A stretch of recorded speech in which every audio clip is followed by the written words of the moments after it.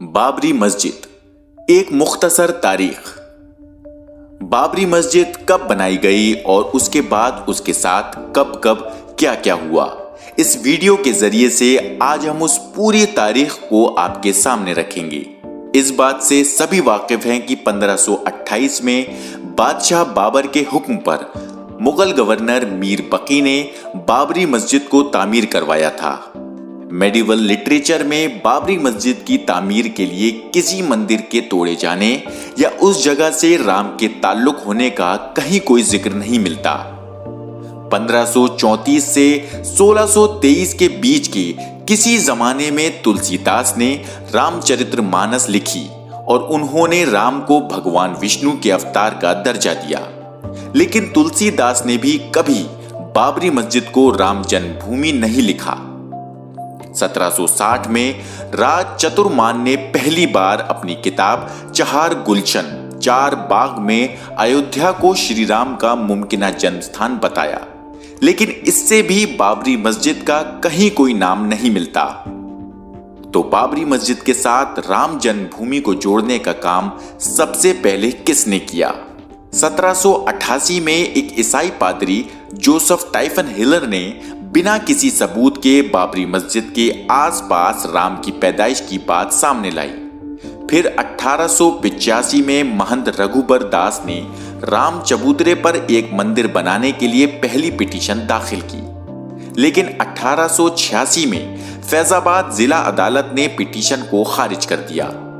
उसके बाद 22 दिसंबर 1949 को हिंदुओं के एक ग्रुप ने रात के अंधेरे में चुपके से बाबरी मस्जिद के अंदर रामलल्ला की मूर्तियां रख दी।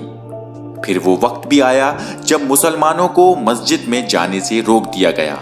5 जनवरी 1950 को डिस्ट्रिक्ट मजिस्ट्रेट के नायर ने मस्जिद में ताला लगवा दिया और हिंदुओं को वहां पूजा की इजाजत दे दी, लेकिन मुसलमानों को अपनी ही मस्जिद के आसपास आने से भी रोक दिया गया।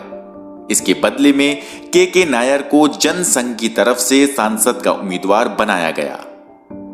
अब बाबरी मस्जिद मामले पर कानूनी लड़ाई पर भी एक नजर डालते हैं। 1950 में हाशिम अंसारी ने मस्जिद का गेट खोलने और नमाज की इजाजत देने की दरखास्त करते हुए फैजाबाद कोर्ट में एक अर्जी दाखिल की। उसके तुरंत बाद गोपाल विशारद और महंत परमहंस रामचंद्र दास ने स्थान जन्मभूमि पर पूजा की इजाजत के लिए दरखास्त दी। इसी बीच 1949 में निर्मोही अखाड़ा ने मंदिर के मैनेजमेंट से प्रिया दत्त राम को हटाकर अखाड़ा के हाथ में चार्ज देने की दरखास्त दी और 1961 में यूपी सुन्नी सेंट्रल वक्फ बोर्ड ने मस्जिद में इबादत के मुसलमानों के हक को बहाल करने के लिए एक अर्जी दायर की। फिर 1984 में विश्व हिंदू परिषद ने विवादित जगह को आजाद कराने और वहां राम मंदिर बनाने के लिए एक पैनल बनाया और इसके लिए एक बड़ी तहरीक चलाई। फिर 1 फरवरी 1986 को डिस्ट्रिक्ट जज के.एम. पांडे ने यूसी पांडे की पिटीशन पर हिंदुओं को इज्तिमाई पूजा की इजाजत दे दी और उस दिन मस्जिद को हिंदुओं के हवाले कर दिया गया। 9 नवंबर 1979 को उस वक्त के प्राइम मिनिस्टर राजीव गांधी ने मंदिर के शिलान्यास की इजाजत दी और 11 नवंबर 1979 को भारतीय जनता पार्टी और वीएचपी ने मिलकर मंदिर का शिलान्यास किया। उसके बाद खूनी रथ यात्राओं और मुस्लिम मुखालिफ फसादात का सिलसिला शुरू हुआ। 25 सितंबर 1990 को उस वक्त के बीजेपी अध्यक्ष LK आडवाणी ने गुजरात के सोमनाथ से उत्तर प्रदेश के अयोध्या तक एक रथ यात्रा निकाली, जिसके नतीजे में 1991 में बीजेपी उत्तर प्रदेश में सत्ता में आ गई। 7 अक्टूबर 1991 को उत्तर प्रदेश की बीजेपी हुकूमत ने मस्जिद से जुड़ी मुसलमानों की वक्फ की 2.77 एकड़ जमीन को अपने कब्जे में लेकर कंस्ट्रक्शन शुरू कर दिया। 23 जुलाई 1992 को प्राइम मिनिस्टर की मुदाखलत पर यूपी के चीफ मिनिस्टर ने स्टेटस क्वो को बनाए रखने और मस्जिद की हिफाजत की यकीन दहानी कराई, लेकिन 28 नवंबर 1992 को आडवाणी ने सुप्रीम कोर्ट के हुक्म की खिलाफ वर्जी करते हुए मंदिर की तामीर जारी रखने का ऐलान किया और बिल आखिर वो काला दिन आ पहुंचा जब 6 दिसंबर 1992 को हुकूमत, अदालत, पुलिस और तमाम जमहूरी इदारों की आंखों के सामने मस्जिद शहीद कर दी गई।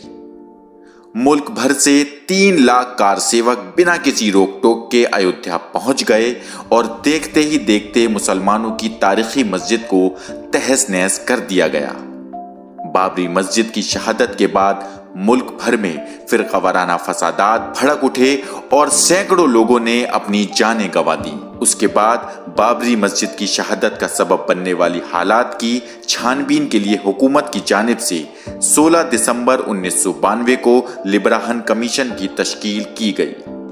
फिर अप्रैल 2002 में बाबरी मस्जिद के मालिकाना हक को तय करने के लिए इलाहाबाद हाई कोर्ट में सुनवाई शुरू की जाती है। फिर ये देखने के लिए कि बाबरी मस्जिद की जगह पर कोई मंदिर था या नहीं, archaeological survey of India Allahabad high court की हिदायत पर 12 मार्च 2003 को अयोध्या में खुदाई शुरू करता है। इधर 30 जून 2009 को लिब्राहन कमीशन 17 सालों की छानबीन के बाद पीएम मनमोहन सिंह को अपनी रिपोर्ट सौंपती है और रिपोर्ट में 68 लोगों को बाबरी मस्जिद डेमोलिशन की साजिश रचने का मुजरिम करार देती है। 30 सितंबर 2010 को इलाहाबाद हाई कोर्ट की लखनऊ बेंच बाबरी की जमीन को 3 हिस्सों में तकसीम करते हुए तीनों पार्टीज रामलल्ला, सुन्नी वक्फ बोर्ड और निर्मोही अखाड़ा को एक एक हिस्सा देने का फैसला सुनाती है। 25 मई 2017 को सीबीआई की स्पेशल कोर्ट आडवाणी और उमा भारती को साजिश केस में हाजिर होने के लिए कहती है और 30 मई 2017 को उन्हें जमानत मिल जाती है। उसके बाद बाबरी मस्जिद की तारीख का वो दिन आता है जिस दिन इंसाफ के तमाम उसूलों को पामाल करते हुए सुप्रीम कोर्ट अपना आखिरी फैसला सुनाती है। 9 नवंबर 2019 को सुप्रीम कोर्ट बाबरी की जमीन को राम मंदिर की तामीर के लिए देने का फैसला सुनाती है। साथ ही अदालत बाबरी मस्जिद के बदले यूपी सुन्नी सेंट्रल वक्फ बोर्ड को मस्जिद बनाने के लिए दूसरी जगह पर 5 एकड़ जमीन देने का हुक्म देती है। 30 सितंबर 2020 को लखनऊ की स्पेशल कोर्ट बाबरी मस्जिद डेमोलिशन केस में लंबे इंतजार के बाद अपना फैसला सुनाती है और BJP leader LK Advani, Murli Manohar Joshi, Uma Bharti और कल्याण सिंह समेत तमाम 32 मुजरिमों को बरी कर दिया जाता है। इस तरह भारत जैसे जमहूरी मुल्क में मुसलमानों की सदियों पुरानी इबादतगाह बाबरी मस्जिद के साथ एक के बाद एक नाइंसाफियां की जाती रहीं